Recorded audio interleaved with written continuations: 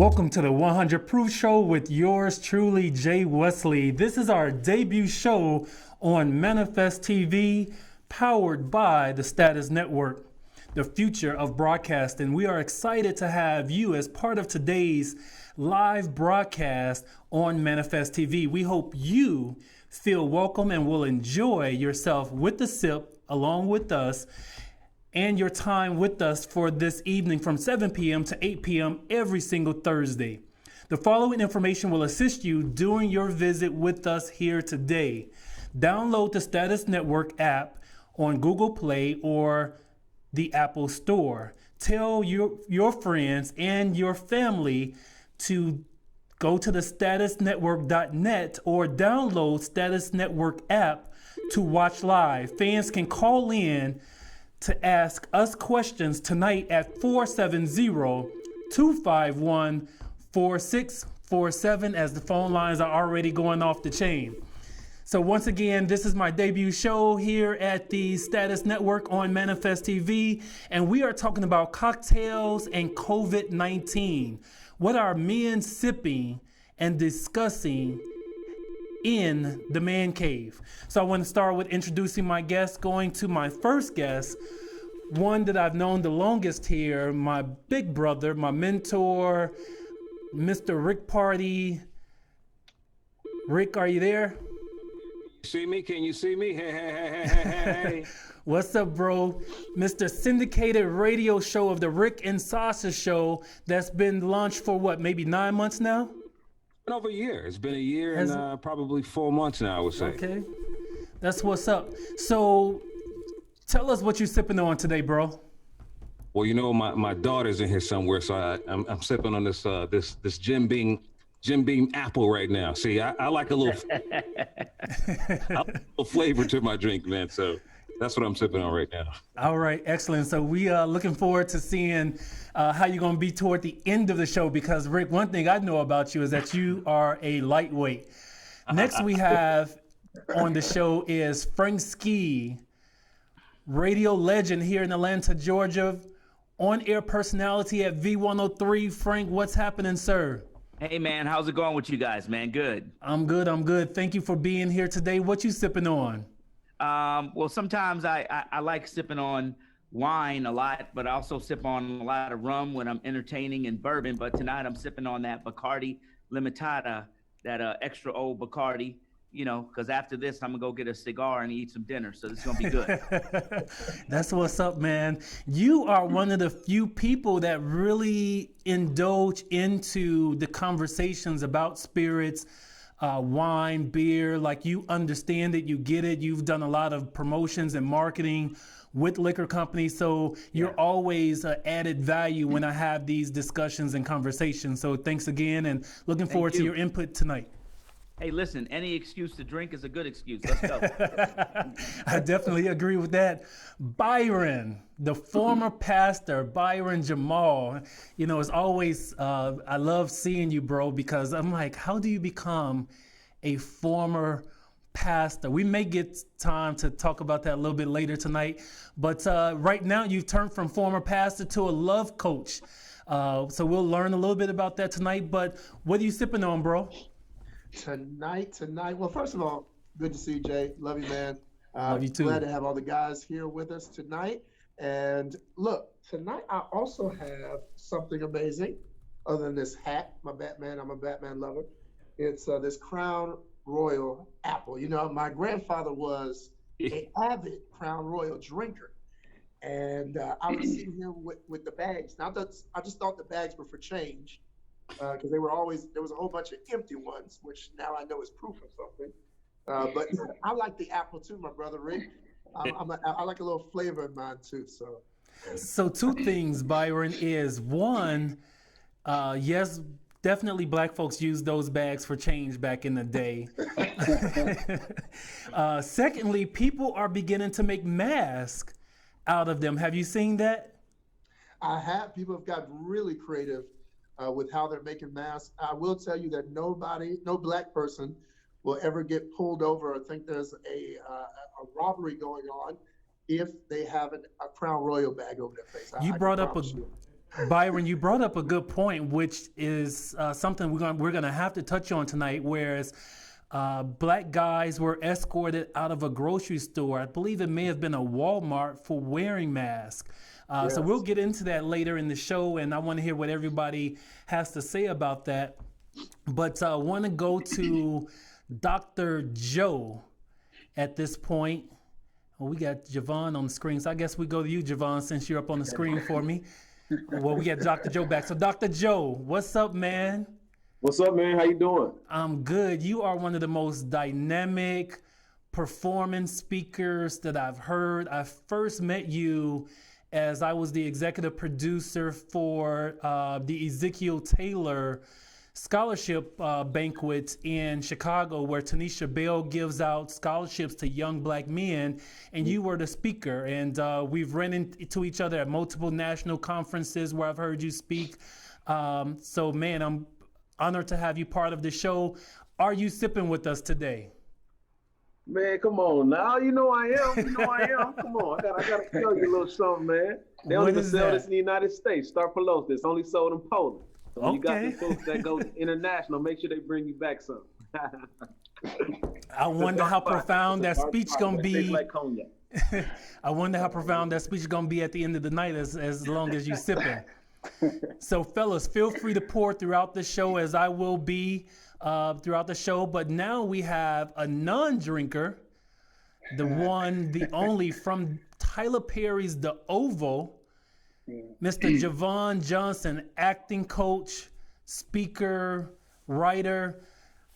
Javon, what are you sipping on since you're not drinking alcohol tonight? Well, first of all, Jay, I don't like the judgment, man. I heard it in your tone with that, you know. Hey, I want to say, man, it's a pleasure, man. Thank you for setting up this forum, man. But it's always a pleasure to get together with some professional brothers and the numbers that you brought us together to talk about anything, hopefully to enlighten other people. But the power in black men getting together, I think, should not be taken for granted. So thank you, Jay, for allowing me to be a part of that. But listen, man, we in this era of the pandemic. And, you know, I'm not, you know, a drinker of the spirits, but I am a drinker of vitamin C.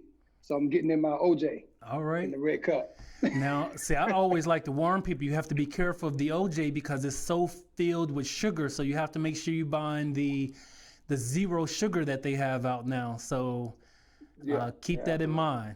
But Javon, one story I can share about you is that we met over a private dinner at someone's home. And I typically don't like to be around non-drinkers because I think that they're so judgmental and they're counting every single drink that you have. You are one of the few people that got to see me in rare form that night, and I felt unjudged by you. And so we've had many conversations. We've seen each other since that dinner. We've kept in contact, but it's good. So be sure that you make your drinkers feel comfortable, as I think you do. Yeah.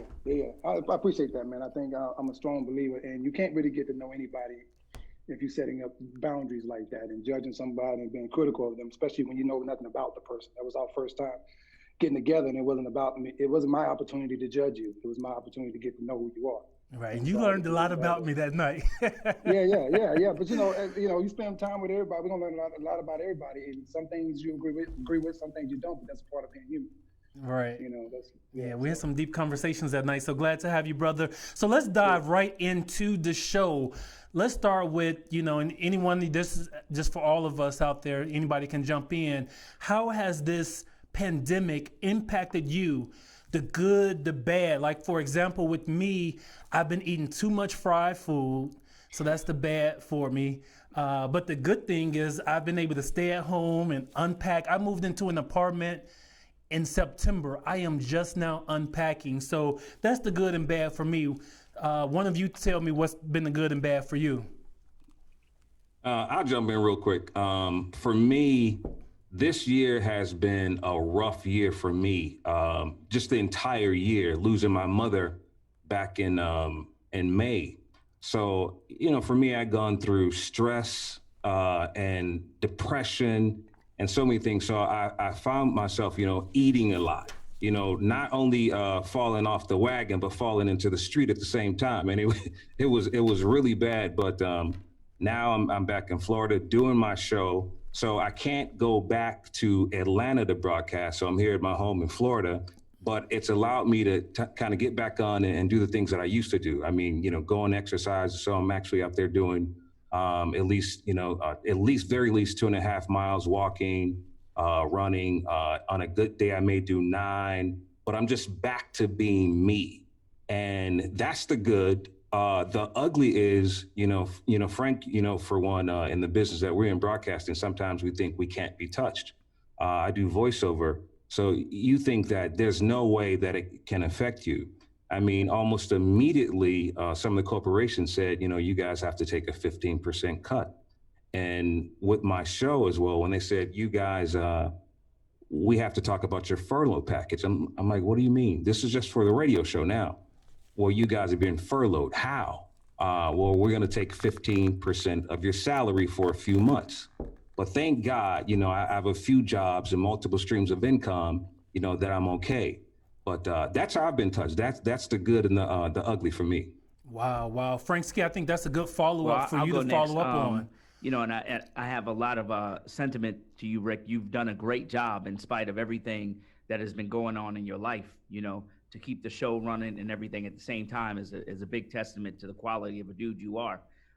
For me, it was ironic because something just told me before Christmas to, put my studio back in my house and start working on some music again with my son. And I built the studio. And then right after the studio is done, we get the message that, everybody has to stay home. So I've been able to do my show from home, which is good. Even though the company forever was like, hell no, you will not do your show from home. But now they're forced to have me from home. And, it's good. It's good to get up and be around the house and be able to do stuff during the day. I myself have been able to really get to that bucket list of items that we've been trying to get to for years. So I appreciate having that kind of flexibility of forcing me to stay home and do the things I need to do. Byron, you want to jump in? Sure. For me, this time has been a little bit of up and down. It's definitely been up because as a writer, this free time has been incredible. I don't think I'll ever get this time again to really focus, but that's really true of everybody. I mean, this is a time when you're really focused on yourself, been doing a lot of self-awareness and self-work. And that work has really brought a lot out of me. It's pushed me harder so that when this is over, I'm ready. I've seen a lot of myself in close isolation with people that I'm stuck in with. I see the worst of myself because it's every day. And so I'm really seeing who I am. And if nothing else, this time is definitely a mirror because we don't have a lot of other things to bounce who we are off of. Javon, what about you? Like a lot of people, man, I definitely took a hit on the business end of things. At the time that the order came down for no large groupings, I think a gathering of 100 at the time, I had to pull down 2 shows. A day before the show was about to happen in Athens, Georgia, and then second show that following weekend in another market. So I took a hit on that in terms of having to pull those shows within 24 hours of performance date. And also my own work about to go into production 3 days later. So I took a big hit, and it's a struggle for me because most of what I do involves a gathering of people. I don't really do isolated work. So it's been challenging in that way. But like Byron was great about it, being a writer, is that it has given me the time. I didn't realize, and it blew my mind, that I didn't realize that it's been about 7 or 8 years that I wrote an original project. I've always worked to develop other people's work or collab with somebody. But because I sat down, have been forced to sit down and look at myself, I realized I have not written an original piece for me in about 7 years, and it kind of hurt. So now I'm getting that time to sit down and really look at my original works that I put off and develop some things and hopefully come out of this with a lot of projects ready to go. So that's the plan.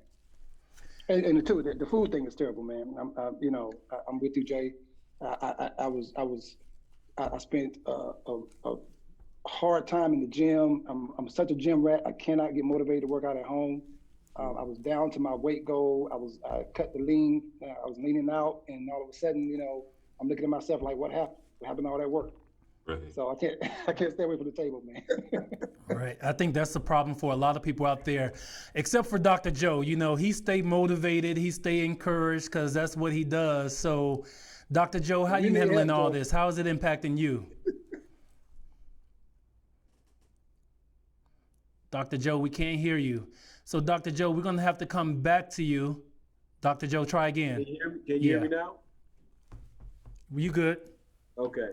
Yeah, it's impacting all of us. I mean, even my gym regimen is thrown off. But you know, I think work definitely has stopped for me in terms. I'm a speaker. I'm a trainer. I travel around the country and I do all these keynotes, do these trainings. So it's ceased. But you know what? On the flip side, I get to create, right? I get to work on something I've been thinking about over the last year. But even better, it's allowed me to sit back and rest, get my relationship right with my family, my wife, my children, get to hang with my 2 sons. And to be honest, I mean, it's a wake-up call for all of us. It allows us to reconnect with the people that are closest to us, get our health together, and most importantly, really understand what means most to us, family, and making sure you got your life together in that perspective. So, Dr. Joe, this is a good point for you to touch on. Rick started out and he used the key word, which is depression. Mm-hmm. And a lot of people may be going through depression at this particular time because different from the reasons Rick gave, a lot of people just aren't used to liking their own company, being by themselves. And so for those people that's going through that type of depression of being isolated and alone, or whatever reason that they're going through depression, what words do you have for them? Yeah, it's very contextual because you have some people that are isolated by themselves. You have some that are isolated with their husband or wife or somebody that they just started dating, or isolated with their children.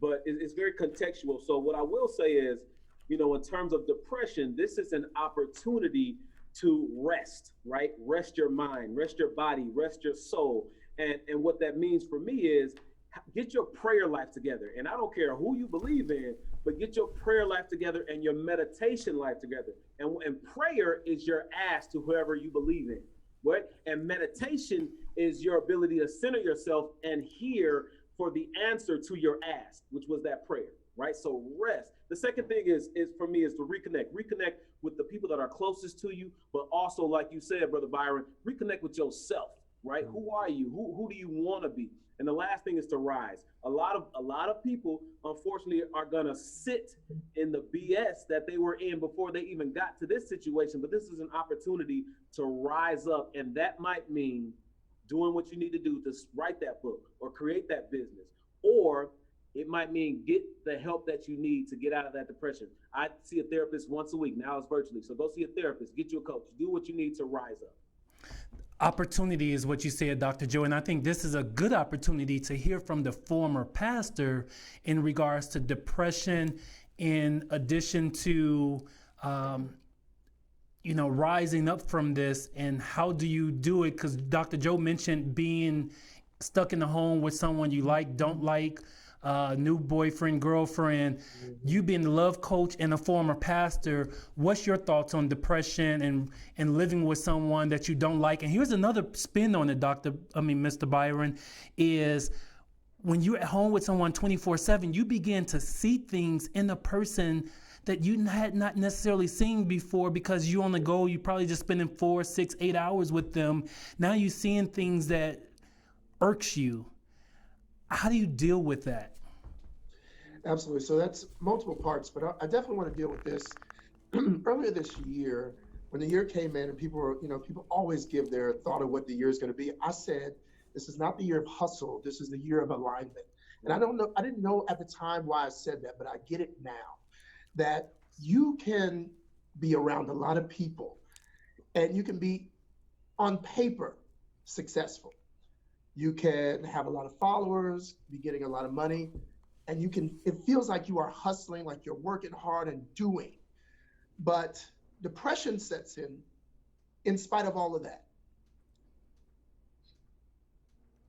All right. The only way to really get over depression is to get aligned, is to get centered. Dr. Joe was very right about that. Being able to find your prayer life and meditate. As a former pastor, I'm always a little conscientious of using faith as a part of what I do, because it's so much broader than that. We have to really find those spaces with people that we love, people that we're close with, getting on the phone with people who are far away from us and staying connected. I will say that this is a great time to get aligned with friends, family members, and those you may have lost. It's a great time to, and I mean not lost as far as death, but lost as far as connections. Finding the ability to reconnect, to forgive, allows you to get that healing that solves a lot of those issues that lead to depression. I definitely agree. I mean, I try to wake up every day and call someone daily that I haven't spoke to in a while, just to check on them to see how they're doing. But before we move on and talk about Trump, and I'm going to be coming to you, Frank Ski, first on that. But Rick, I want to go back to you and get your thoughts on what Dr. Joe and the former pastor Byron Jamal have stated in regards to uplifting anyone in regards to depression. No, I believe that. I mean, we should always uplift one another. I mean, we should, personally, we should always find our respite, wherever that may be. If it's poolside, if it's park, I mean, whatever we need to do, if it's an inspirational book, something that lifts us up. So I definitely agree with everything that they said regarding that. All right, excellent. So let's go on and talk about Trump. Frank Ski, I'm coming to you with this. What are your thoughts on how Donald Trump has handled this? Do you think he should have closed down the border sooner? Should we have gone down to shelter in place sooner for the entire country? Do you agree with how he's managed this crisis? Well, first of all, what I like to tell people is that Donald Trump is a master at getting his message across in the midst of chaos. Donald Trump doesn't do well unless there's controversy and chaos. And the reason why that is because the people that really, truly support him don't like the status quo of where we're at. Some people can look at it as being a sign of racism or other, but if you looked at what happened in Michigan yesterday, where all of those folks with the Confederate flag and their guns marching on the Capitol in Michigan because they felt that somebody was taking their rights away, it goes hand in hand in what Donald Trump got. You got to understand, and real quick, the president of the United States gets a briefing every morning on everything that's happening in every part of the world. He gets it every day. And if we were reporting on my show back in November what was happening in Wuhan, China, and how big and fast it was moving, he got the message too. He already knew. In January, he already knew. In February, he already knew. They were already telling him exactly what's going on. So when he says we didn't know because we didn't have any cases, I believe that he purposely did not start the testing until late, because there's no way you can have a country like Korea, South Korea, who's testing 50,000 people a day. And here in Georgia, we're only getting to the point of testing 10,000 people a day. And we've already been in this thing for over a month. So there's a reason for the lapse and everything that's going on. And I believe that he wants the disruption because he has something else going on that will till he's gone or very much in what he's trying to do. But he definitely is going to be responsible for a lot of people losing their lives because he knew way ahead of time. That's just my 2 cents. Interesting. And he's pulling funds away from WHO, which is the World Health Organization. He's saying he may not have gotten the memos. They may have sent them, but he don't know. Javon, I'm curious to know what you think about this discussion. I'm not heavy into politics, but I can tell you this, at this point, I can imagine that any other administration would allow things to happen the way they've happened. I do agree with my brother Frank Ski in terms of the distractions, the chaos and the madness. I think that Trump really can't get a message through without that distraction, without the filter of there's something else to look at, there's something else clog our sanity, to not latch on to the insanity of this man. I think at the end of the day, yes, there's going to be some blood on his. There's already blood on his hands, and I think there is an agenda that hopefully it will ultimately be exposed. But in terms of his presidency, I don't trust at all that he has the priority, that the people is the priority for this president that's leading our country, and I think we're paying the price for it. Before we go to commercial break, Rick, you have a national syndicated show. I'm sure your callers are having a lot to say about Trump. What are your callers saying when it comes to Trump, and what are your thoughts? Pretty much the same thing that Frank said. I mean, we've known about this since December. The world probably hit the news at around January, and they told Trump that he should shut the country down. Even Dr. Fauci allegedly said, as soon as February, we should shut the country down. They did not do it. Even Dr. Fauci, didn't take it so seriously, though. So to me, it's like a big circus when you see everything, going on. I mean, and when you talk about who the World Health Organization, now he wants to take funds from them. And it doesn't take a rocket scientist like Bill Gates and Melinda to say what Trump is doing right now is pretty much just very irresponsible. I mean, you think about Trump right now wanting to open the country in a couple of weeks. Yesterday, we saw our biggest increase in deaths in New York. Nearly 3,000 people died. So I think to open the country right now is just irresponsible of who we have running the country. All right, well, we're going to get ready to take a commercial break. And after this break, we're going to come back and talk about some of the racial disparities that's happening in twofold. One fold being African Americans are dying from this virus at higher levels than others.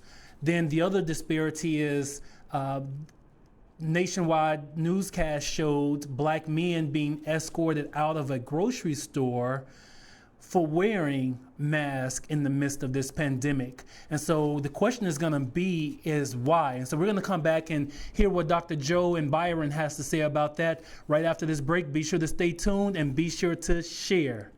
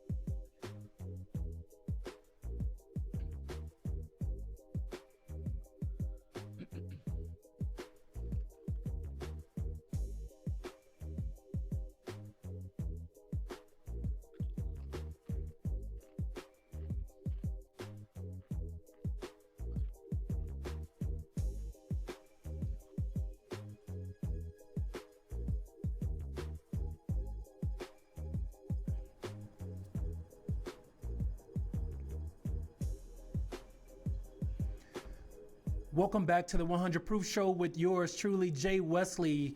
This is our debut show, the 102nd episode here on Manifest TV, powered by the Status Network, coming to you every single Thursday from 7 p.m. to 8 p.m., broadcasted live from Atlanta, Georgia. So before break, we talked about the racial disparity of the COVID-19 virus that has hit the United States earlier this year, and the racial disparities being that African Americans are being hit harder with the virus and dying harder from the virus. Why is that? Is it because of health healthcare opportunities not available to the Black communities? Is it because Black America is not adhering to these stay-at-home memorandums that's being put out by the governors? Let's start with you, Byron Jamal. What's your thoughts on this? So it's so unfortunate, first of all, this whole situation. But I do look at it in two parts. In one part, I was driving down the street with me and my friend. We were in the car and we were just driving down, trying to get out the house, but not in front of people. And we were in the car riding, and in different neighborhoods around us, we saw people that looked like me and everyone on this panel outside, friends, family members cooking out, bunch of cars in the yard, out on the street. And we saw this, I think I counted at least 12 houses in a 2-mile radius. And this was like 2 days ago. So to me, there is a sense of people don't take it as seriously. And also, we haven't dealt with this before. So the mentality around this is there's not a lot of information or education on how to handle something like this. And people are leery about listening to the news and media. That's number one. But on the other side of that, we do have to take into consideration anytime there's an outbreak, there is always room for xenophobia and racism, misappropriation of funds to helping one group versus another. When we look at the funds that were distributed first for the stimulus package, it went to predominantly people who already had a high-end existing accounts with banks. So they got funds predominantly first. So a lot of the African Americans who aren't a part of the banking relationships that these high-end companies have didn't get funding.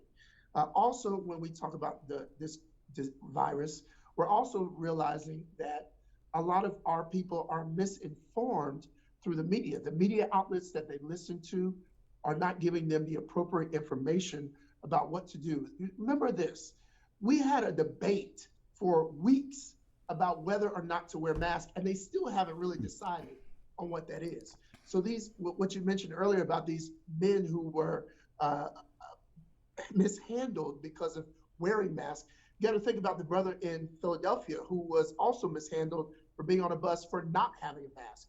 So there's all this treatment of our people. And it's so interesting because Dr. Fauci is a doctor who dealt with the HIV/AIDS crisis back in the day. He is well informed on how to deal with something that has stigma attached. So I think our people are definitely disappropriately affected by this, but there's a lot of misinformation and there are still racial tensions that are going on that this virus allows people to exercise. Dr. Joe, what's your thoughts on what he just stated? Yeah, I think the first thing that comes to mind for me is, I just been paying attention to what's going on everywhere, and especially back home where I'm from in Milwaukee. And I know they've been on the news for some of the things that's been happening there. But, what comes to mind for me is historically, Black people, specifically people of color, like our Latino brothers and sisters, our Asian brothers and sisters, but especially Black people, we've always had a mistrust of the government, right? So when information begins to come in, we're like, I don't even know about that. I don't even know if I want. And so therefore, what we do often, we begin to do things like business as usual. So they say we have this pandemic, but we're like, man, they've been playing with our minds forever. I'm not believing them. I'm gonna keep doing what I want to do. Now that it's real, like you said, Brother Byron, we've never been through this, so we don't even know how to act, right? Now, the other side of that is the health issues that have been around because of the way in which we've been historically, right? We have high blood pressure, right? We have high stress, right? We have so many underlying health issues that when this comes, and think about it like this, if you pay attention to how many heavy set individuals are getting this and passing away. And I don't know, I'm just guessing that if you're overweight, there's more of a possibility that you may not make it through this because it's attacking your respiratory system, right? So overweight, we have a lot of fast food, we don't have a lot of health, you know what I'm saying? So we have to think about how these underlying health issues has also allow this pandemic to have higher, I don't want to say death rates because I don't know that specifically, but it's impacted us in a higher rate in terms of Black people. So, Frank Ski, I want to go to you, and let's take it from another separate page. Let's go to the angle of the Black men being escorted out of the grocery store. Byron Jamal brought up a separate angle of the Black man who was escorted out of the bus for, not escorted out, but drugged out of the bus for not wearing a mask. What's your thoughts on that, Frank? Well, I mean, here in Georgia, there was a anti-mask clause in the government. There was a law, and initially, people took that law as something against Black people, but really, it was a law against the KKK not being able to wear masks in public in Georgia. The real issue we have to deal with here is that racism is alive and well. And it has been. And the one thing, going back to what we said earlier about Trump, is that Trump has really elevated the sense of comfortability for those people who are racist to pass their racial judgments down the line. So any way they could actually mess with Black people, they will, which is also going back to what everybody has said, Brother Johnson, Brother Jamal, with the stress of Black people. Much of our stress is dealing with what we have to deal with racism. We have such an added level of stress that white folk will never understand and always say that we're crybabies, but they don't understand the level of stress in just everything, and just being nervous asking for some time off from work, being nervous asking to do this, being nervous to whether or not we're going to get the job because we're Black, being nervous to whether we're going to be the first ones fired because we're Black, being nervous because we're not going to get the car loan, or we're not going to get the credit to get a cell phone, or we're not going to get the credit to get a house, or we're not going to have our kids in the best schools, or because our kids may be showing signs of Asperger's or autism, they're going to be judged as being bad instead of just needing a little bit of medical attention. There's so much stress that goes into being Black, and what you've seen is really the result of what people are very much afraid of, that wearing a mask for some way is going to come back and come down on Black people. Rick, what do you think about that? Sorry, I'm a mic on mute. I agree with everything everyone's saying. I mean, when you look at this president that we have, I mean, he continues to perpetuate racism. I mean, just like in Virginia, we saw all the gun touters out there in front of the state capitol. A bunch of them had masks on, a bunch of them had militia gear and guns. Let that be us, and it will be a huge problem. I mean, these guys just had on surgical masks in a Walmart, and to get arrested, I mean, that's just a shame. Governor Cuomo in New York City, he just recently said, everyone, you know, if you're going to be outside and you're going to be in a situation where you cannot social distance yourself, wear a mask. So then again, what signal and what are they telling us? I mean, we don't know if we're going to do this, we're going to get arrested. It's just hard being a Black man today, because everywhere we go, we have a target on our backs.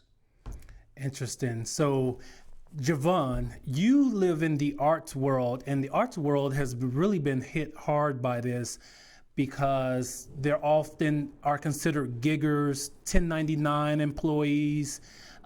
They don't have the paper trail to actually show that they're working day to day, making ends meet. What do you, when they're passing out stimulus checks and unemployment, and what are your thoughts as far as the arts entertainment and how they're being impacted by this?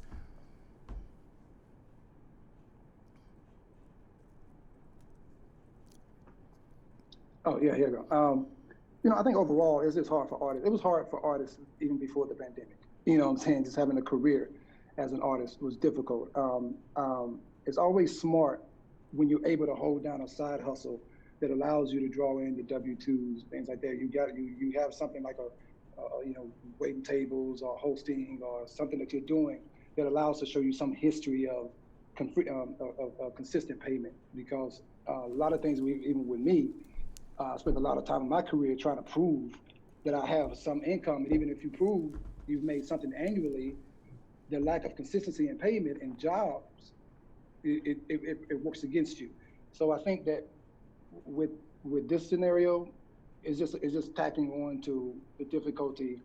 I think most artists right now just got to rely on their tax filing history in terms of the stimulus check. If you haven't been consistently employed, which is, unless you're a working actor at that level, most of us are not. Just got to rely on your tax filing history, and sometimes that's an issue because sometimes we don't make enough annually to even qualify. And I know that hopefully that the stimulus package will come to those who need it most, but you get up to that $75,000 bracket, that number comes down. What you're receiving, then you get a little higher than that. What motivation do you have, Javon, for those people in the arts industry? If you can speak to them right now and tell them something to uplift them in this hard time, because it's the hardest for them to prove some sort of income in order to get any type of unemployment, stimulus packages, although exceptions have been made for that industry, but it's still going to take some time before they get it. So what words of encouragement would you give them right now? Listen, I'm going to be honest with you. This, as far as from the artist perspective, struggle is not new. If you take this pandemic out of the equation, we're still going to have a large number of artists out there who can't put food on the table. They're not working. They're still hustling from job to job. So it doesn't change things in that way, but it's just made it a collective now.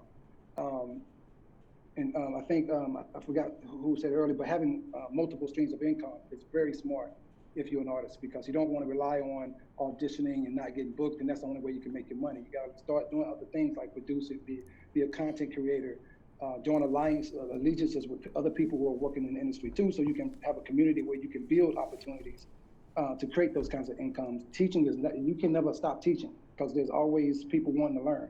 So if you have something to offer, you can sell your knowledge to people who need it, and they can benefit, and you can benefit from. So this unfortunately for artists, man, this is not a new struggle.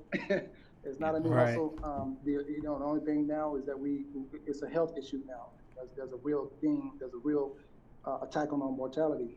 So that's much more serious. But as far as financially, man, we've always been in this struggle. Well, Javon, I'm telling you, I need to. Real quick. No, yeah, go ahead. It's interesting because one of the things that artists are able to do is create across multiple platforms, right? So a good artist can create visually amongst multiple platforms, musically amongst multiple platforms, creatively amongst multiple platforms. I find it very interesting that, for instance, somebody like me, I'm in the backyard designing a playground area for a baby, wanting to put in a pond in the background, and I find myself at a loss because I'm not creative enough to design what I need to design. So I need somebody who does that, right? Music, I need somebody to create music soundtracks for the foundation, the website, whatever. Visually, there's so much that I want to do, but I don't have the people to do it. But sometimes a lot of the artists are not aggressive in approaching, because if an artist would have hit me and said, hey, I write, have you ever thought of doing a book? I can write it for you. Have you ever thought of doing some artistic thing? I can draw it for you. Have you ever thought of, doing this? I can create it for you. Like, nobody has hit me. And there's so much that I need that I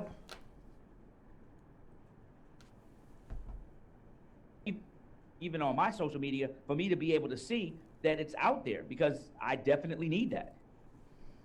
Interesting. So, Javon, one thing I want to say is that I definitely need to take an acting class. So, I would love to follow up with you. Me too.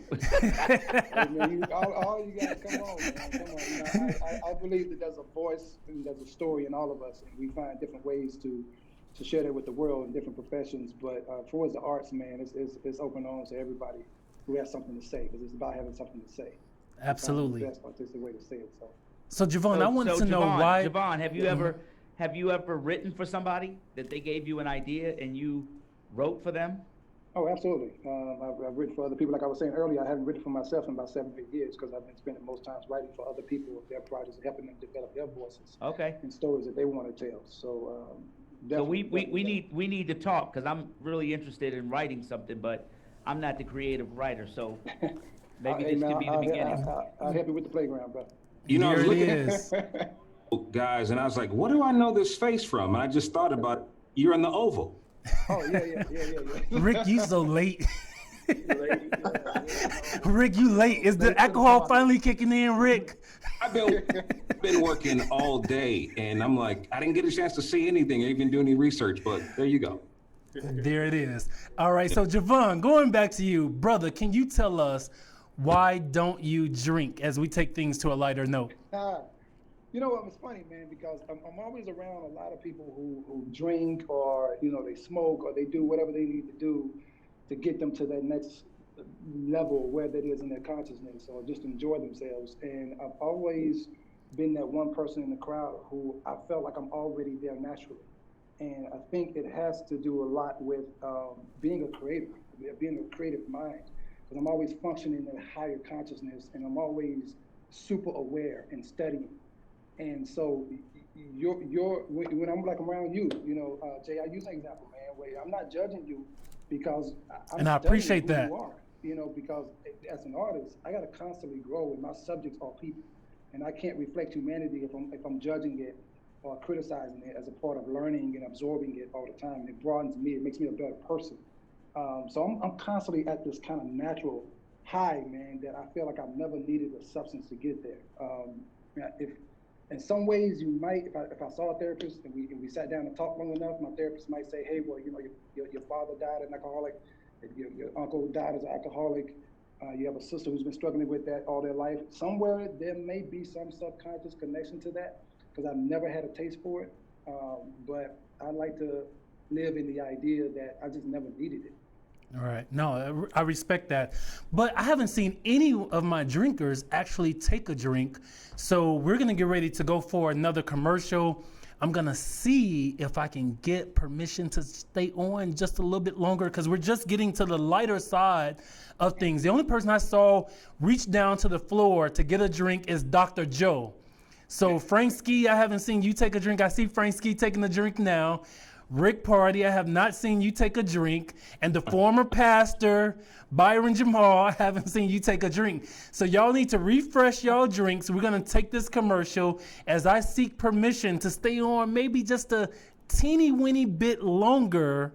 Since this is my debut show, I may be able to pull it off. I'm not sure. They already give me the thumbs up so we can stay on longer, because we're going to come back and learn what Frank Ski would do in quarantine with his former co-host, Miss Wanda.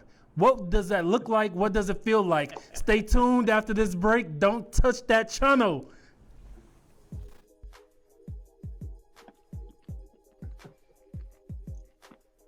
What you gonna do, Frank? Invite Cat Williams over for a comedy show?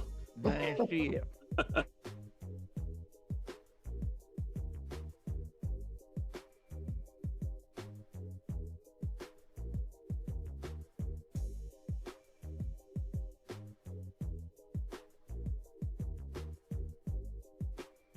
Rick, I haven't talked to her since then. I haven't talked to her since then, bro.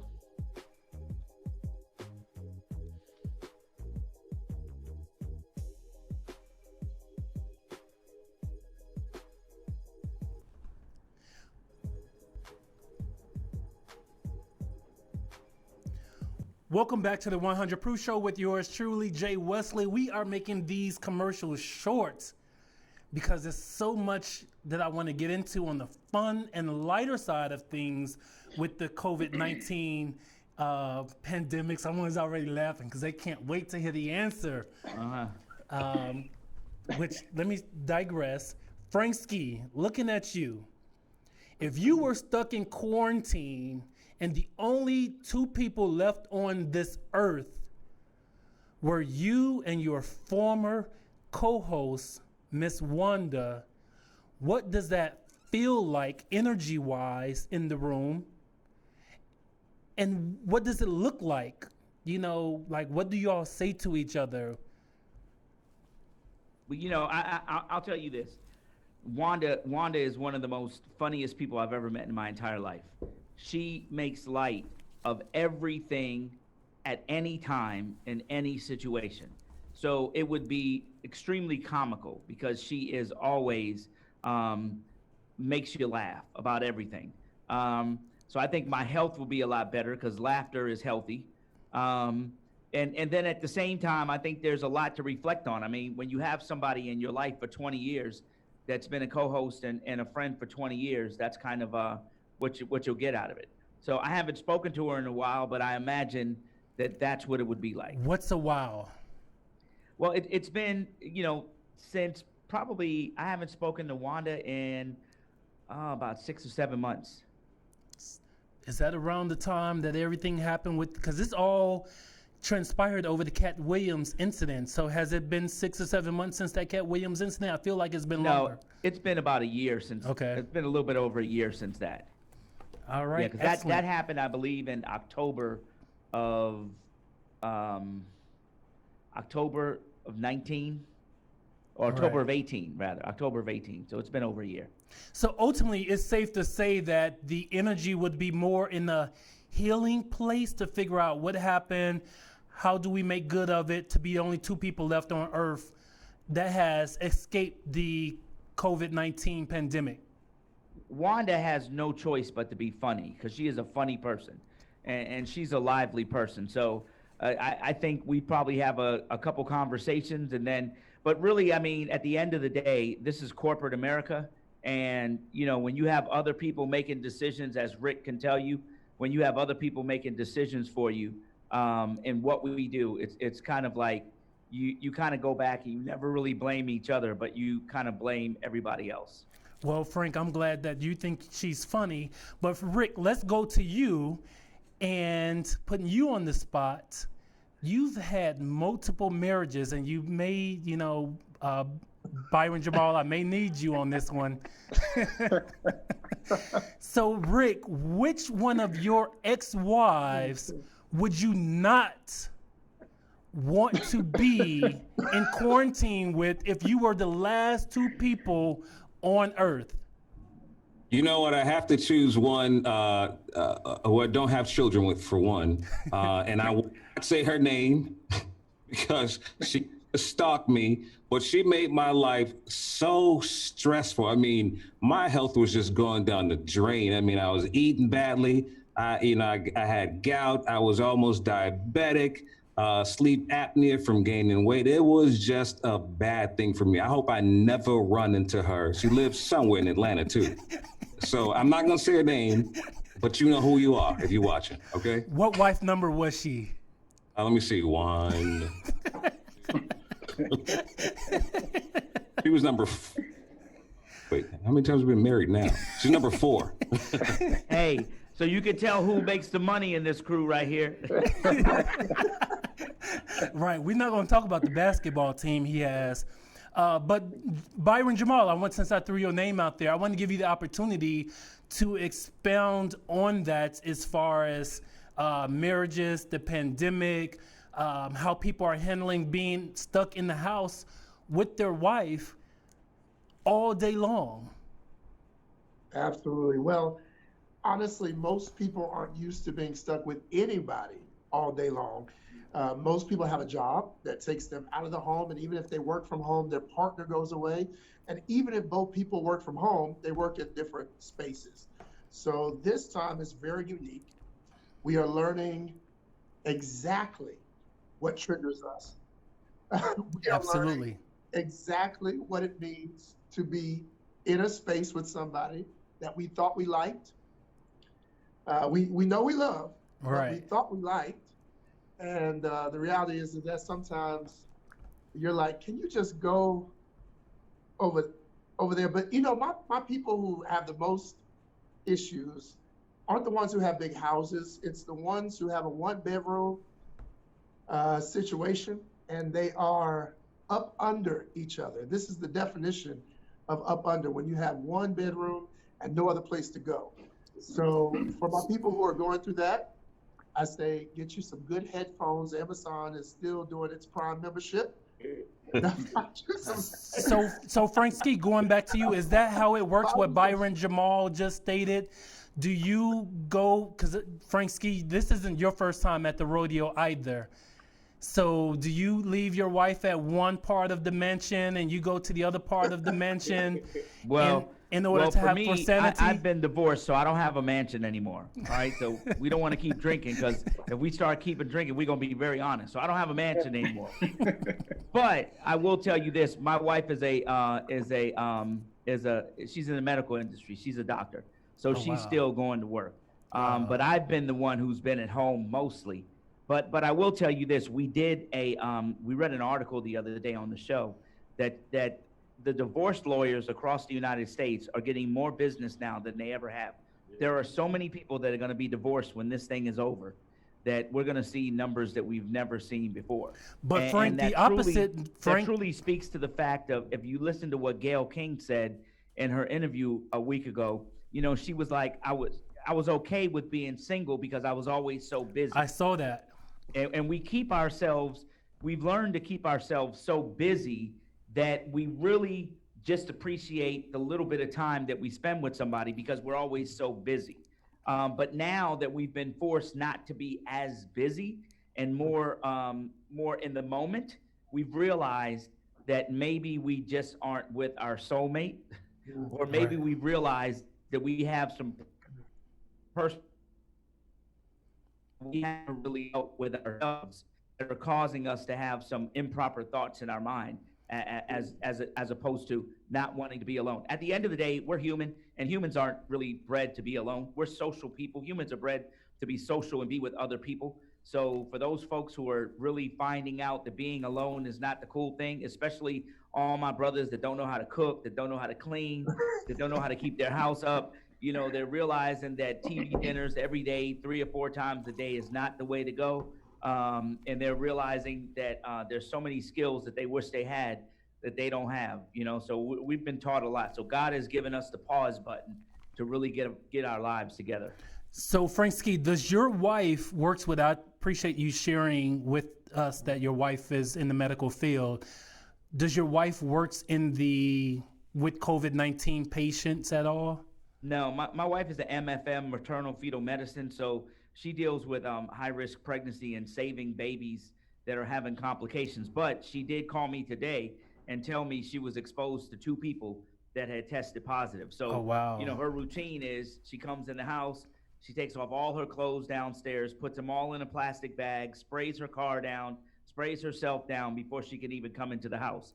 And it's really been a scare, because having an infant that's only 1 year old in the house is really a scary thing. But every day she doesn't like it, and none of the doctors do, you know, having to go to work and to do that. And it's been a very difficult situation. I wonder what the new normal looks like. And so we may get to that question after we get through some of this lightness of everything. But Frank, I want you to prepare something for our healthcare workers, our first line of essential workers that's out there dealing with this, to share with everyone at the end of this show for us, please. But Javon, I want to go to you. Michael Jackson back in the day wore the mask, and people talked about him. He lived in a bubble at some point. What are your thoughts on how people talked about and teased Michael Jackson, only to see the rest of the world wearing masks at this point? Any thoughts on that? Yeah, I think it's human nature, man, to criticize and attack anybody or anything that's outside of the norm. And sometimes the most brilliant people, all geniuses are not normal people. We don't do normal things, normal behavior. So we take somebody like Michael Jackson, who I thought was a genius in terms of his talent and what he had to offer to the music industry. I think he's having the last laugh at this point, because, you know, a lot of us going to be walking around now looking like Michael Jackson, because we are almost in a thriller situation right now, trying to deal with the threats, you know, to our health right now. So it goes to show, for me, man, artists are some of the most precious people that the world can have amongst us, because the boldness of us to be individuals, the boldness of us to make certain statements and to walk in. Those artists that know who their true selves are, we can walk in ourselves in the way that Prince walked in his light and Michael walked in his light. And some of these people we look at and say, what's wrong with these people? Well, these people might know some stuff that we need to learn and pay attention to because you could say Michael was prophetic in his behavior in terms of what he was responding to. That while we're sitting here pointing our finger, it was coming. You know what I mean? And now we're all looking for something to lie in and isolate ourselves and be safe. To the former pastor, Byron Jamal, we've talked about relationships quite a bit on this show already. And Frank Ski mentioned many divorces are coming. I'm not sure if I beg to differ, but I want to know your thoughts on how many babies are coming in the next 8, 9, 10, 11 months. Let me tell you, Frank is absolutely right, number one. But also, the truth is, a lot of babies, we call them Coronians, will be coming out in the next. Right, just for sure. Wait. Hold up 1 second for me. You don't mean Corinthians for those Bible readers out there? No, not Corinthians. Coronians. Yes, they will be the Coronian generation coming out, and we will see those who work with, like Frank's wife, who work in that industry, that particular field of medicine. We will see a lot of babies coming out of this. However, a lot of divorces are happening, but don't think that these people in relationships and in close proximity, just because they get divorced, don't mean they aren't still engaged in all the sexual activities, because they're the only one to get it in with right now if they're safe and they're being smart about it. Go to the devil, you know. So that's what a lot of people are still doing. And we will see, especially since a lot of people aren't going out right now. They don't have as much, because they're not going out, as much access to contraceptives. Women may not even be going to get their refills on their prescriptions for those birth control pills. So we're going to see it. I'm getting everybody mentally ready for all the babies that'll be coming out around the same time. We will see an influx of baby boomers. To the love coach, Mr. Byron Jamal, one thing that's interesting is that people are taking this more serious than HIV and AIDS. I'm not sure if I should say I went on a date. No, that's true. With a chick, and so, she was like, "What's your coronavirus status?" And so, young lady, we don't want to say chick. Young lady, thank you, big bro. So, fortunately, I had been tested and shared with her, and that brought down some releases, because otherwise she was like, we're going to do a 6 feet date, because it was in person. So it's interesting that people are more prone to ask you about your, the coronavirus and keep you at a distance versus sexually with HIV and AIDS. Any thoughts on that, Byron Jamal? Absolutely. This is a international crisis. So this question is coming up in everyday conversation. And because old people, young people, Black people, white people, Hispanic people, Chinese people are getting it, there's not as much stigma as there is with HIV/AIDS, which most people still identify as a homosexual issue. So that is something that's still private, still hidden, still, you don't have to expose your status. Coronavirus, you have to expose your status. You got to let somebody know if you have that. That is absolutely essential. So that is exactly why people are more in depth to releasing the status of or asking about corona status versus HIV/AIDS status. So Dr. Joe, we are living in a hard time and we're coming down to a close. What are some words of encouragement to help people stay motivated during this difficult time, since you are the performance coach, the motivational coach? What can you tell people to keep them uplifted during this time?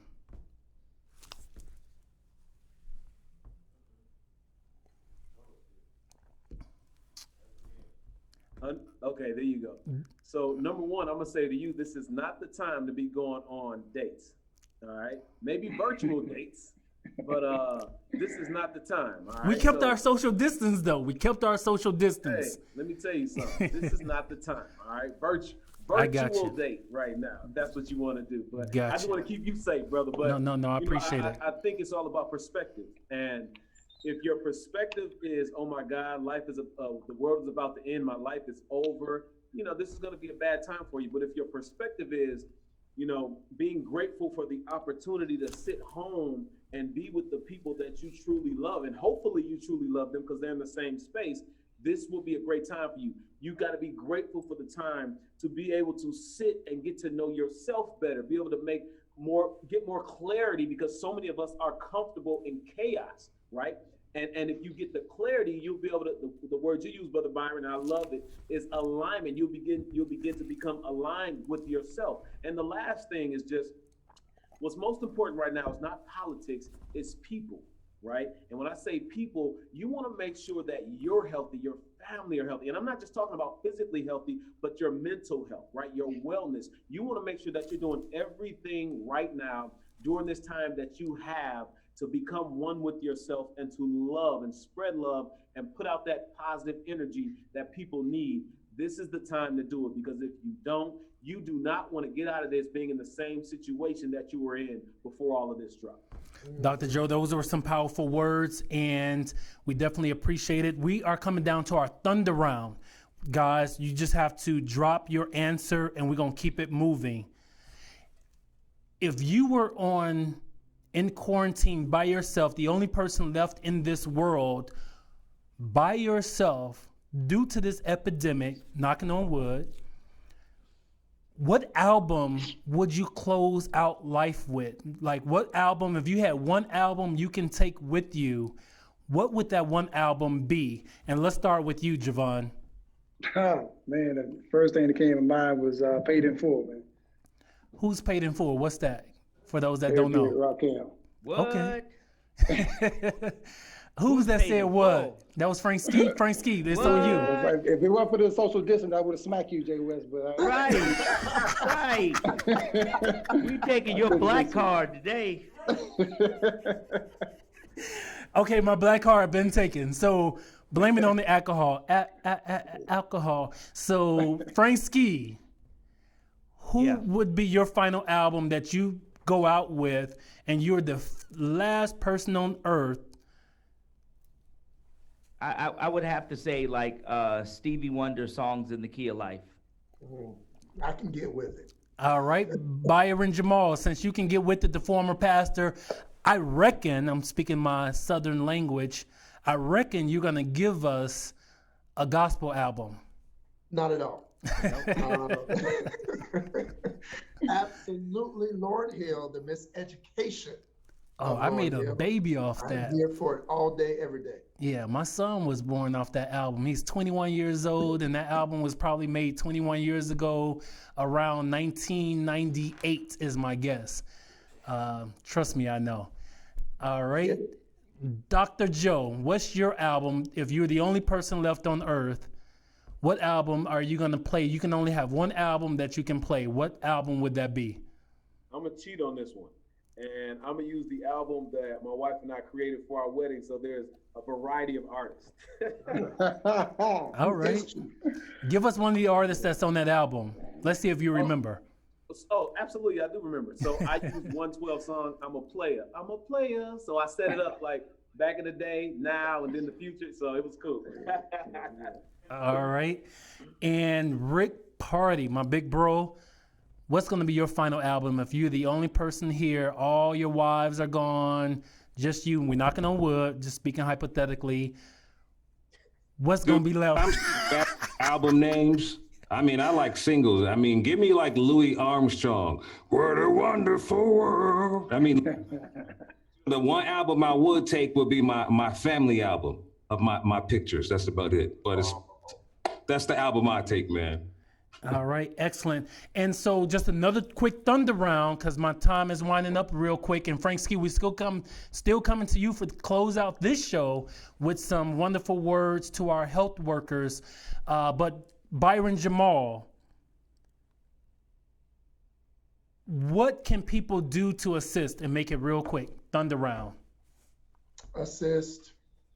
In the midst of the pandemic that we're in. Absolutely. There's so many things you can do. There's little things you can do if you're someone who has free time right now and you're not working like those in our medical field. You can definitely go out and serve. There's opportunities to serve where they keep you safe, where they're feeding those who are in the medical field. They're also feeding those who are doing other services, like those who are still doing public transportation. There are other opportunities to, if you are someone who does things online and you have a platform, you can actually, on YouTube, you can start a donation fund. I know that people do that quite often. You can actually start a donation fund to give to those who are affected or infected. And also you can do this. The simplest thing you can do is stay safe, not affect or infect anyone else. Keep your family safe, keep your friends safe, keep your lovers safe, keep anyone that you can safe by adhering to everything that is out there to do that is safety oriented. Last thing, you can pray. I'm telling you, you can pray for those who are affected. You can pray for those who have family members who are affected. You can lend your support and your energy, positive energy to them, because everyone right now needs an encouraging word. All right, Dr. Joe, coming to you. Come follow up with the former pastor, Byron Jamal. So the first thing that I'll say is, because I think I was reading in the notes that you have, we could do 12 curse words. Am I right? Mm-hmm. Stay your ass at home. Stay your ass at home. It don't make no sense how many people want to go out. But what I will say is, so many of us were so used to, hearing this word community, and we live in these neighborhoods. But what we got to understand is, just because you live in a neighborhood, that doesn't mean that it's a community, right? Because some of us, we live in a neighborhood, we have no idea who our neighbors are. So when it comes to community, maybe just, maybe you haven't done it ever in your life, but just check on the people that are right next door or across the street, because they may be older, they may not have what you have, they may be struggling. Maybe you could cook them a meal, right? Maybe you can pay one of their bills. Check on the people that are in your neighborhood so it can become a community, right? And the last thing I'll just say is, make sure that you reconnect with the people who are in your life that are close to you, your family members. If you had a grudge or you've been mad at somebody, release that. Forgive folks, forgive yourself, just reconnect with people. And I gotta add what you said, Brother Byron, get your prayer life together. I don't care if you don't go to church, I don't care whoever you pray to, but get your prayer life together. And it's not just about you. Pray for the little things, pray for health, but also pray for other people. That's what I'll say. Dr. Joe, where can people find you at? And any quick things that you have going on that you want to mention, because these are your final thoughts. Cool. You can find me anywhere at Joe Johnson Speaks. My brother and sister and I have something called the Johnson Takeover. Shay Johnson and MJ Johnson. A lot of folks know who they are. But the other part of that is, make sure you go, if you want to hear any more, go to my website, joejohnsongroup.com or purpose2020.com. Purpose2020.com. Like I always say, pursue your purpose, not your dream. Byron Jamal, going back to you real quickly, where can people find you at, in any quick thing that you have going on? Absolutely. You can find me at byronjamal.com and at Byron Jamal, LinkedIn, Twitter, Instagram. And I will say that I am here for anybody with suicide rates rising, and as Rick talked earlier, depression rates rising. People are struggling really with self-love and with having healthy relationships. So I'm here to give simple methods to empower ordinary people to have extraordinary love in their lives. So find me. From Tyler Perry's The Oval, Mr. Javon Johnson, what are your final thoughts on this whole conversation, and how can people find you, and what do you have going on real quickly? I think these brothers have said pretty much all, man, staying prayed up and safety first. And I think let's be careful too in terms of this isolation, that we don't get caught up into just thinking about ourselves. Let's get to a place where we're really thinking about the entire world, not just our communities, but the entire world. This is a global pandemic for the most part, and we need to think as a human race to make sure that we're just not looking out for ourselves. And also, I think on the flip side of this, there's a lot of people that's going into this pandemic who had life together, and there's some people that's going to come out of it and their life is not going to be together. So on the tail end of this thing, let's also be prepared to lift some people back up that have fallen way down the ladder, because this thing came out of nowhere for a lot of people who weren't prepared for it. So those that are falling into depression will be falling out into depression at the end of this thing too. So let's be prepared to keep lifting each other. You can guys, the Oval's coming back to finish out the first season on May 6th. We got two 1 hour back episodes back on Wednesday nights on BET. We'll try to get these shows back up on tour as soon as we can. One show is called Sanctified, the other is called When Love Calls Your Name. So be on the lookout for that. And of course, teaching and mentoring and all that stuff, I'm going to try to keep that going consistently as well. And Frank, we should talk whenever you get a chance. But I can be reached at Javon Johnson 1 on Instagram, and javonjohnson.net is my website. Javon and Frank, y'all have each other's information in the Run of Show, so just tap into the Run of Show. Y'all information is there. Going to Rick Party, my big bro who's mentored me my entire life. Bro, give us some final words that you have on this topic. How can people find you, and anything people can find you at or that you have going on real quickly? Rick Party, just Rick Party, wherever, Rick Party Show, IG, Rick Party on Facebook. But, I just want to say, we can talk about socioeconomic disparities. We can talk about health disparities. We should understand that we just have a target on our backs, and we just need to do better as Black people. Doesn't matter what they're saying about us. Now it's on us. I just lost an uncle to COVID-19. He was a pastor who loved his family. He loved his children, who never cheated. And he said in a sermon right before he died, when he leaves, he wants God to say to him, well done. So however we're living our lives, just continue to live our lives as servants. That's all we are servants, baby.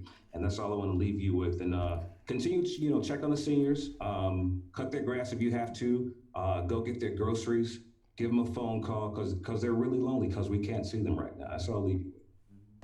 Frank Ski, I'm coming to you next because you're going to close out this show since you're married to a first responder, kind of, sort of, but at the end of the day, she's a doctor, so she's involved with it. She knows people involved with it. I'm sure you know first responders, even if it is through your doctor. So you stand by because I'm going to give over my closing to you. But as I close out, I'm going to say I want to thank Tolero Tequila. This is a Black-owned tequila by my frat brother, Benford Carter. You've had it, Frank?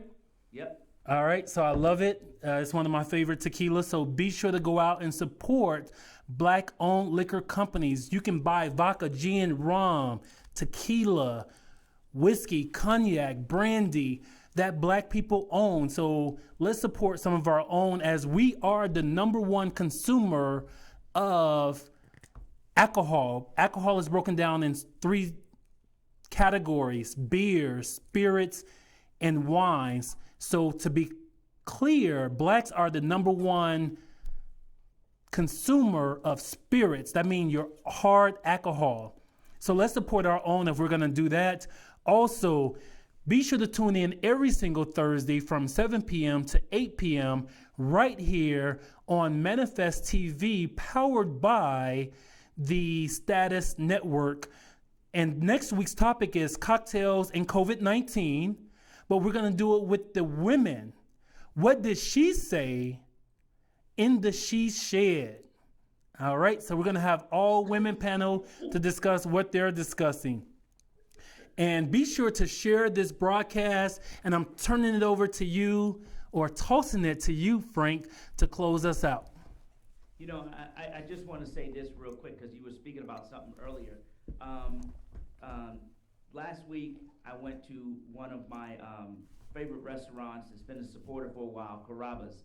And when I pulled up into the Carrabba's to pick up my order to go, there was only one female in the to-go order section. She was a young Black female. And when I got my order, I left the tip. And I had left her $100 tip because I could tell the restaurant is really, nobody's in there, and these restaurant workers need our help. But the interesting thing about that was, she looked at it, and the first thing she said was, this is too much. And I said, no, that's for you. And when I said that's for you, she broke down and started crying. And what I want to let people know is that a lot of us are going through this situation, and we complain about some of the simplest things because really our lives are so well put together. But there's so many people out there that this pandemic has really affected, that has had to make some really hard life choices and has lost a lot. So I don't know what was going on in that young girl's life to make her start crying to get just $100, but I can tell it was a lot. I watch my wife leave the house every day, knowing that she has an infant baby at home and knowing that she can get exposed just by being out there, and she has no other choice but to go out there and help because that's what she does. To the first responders that are out there, we look at them as if they're doctors and nurses, but really they're family people.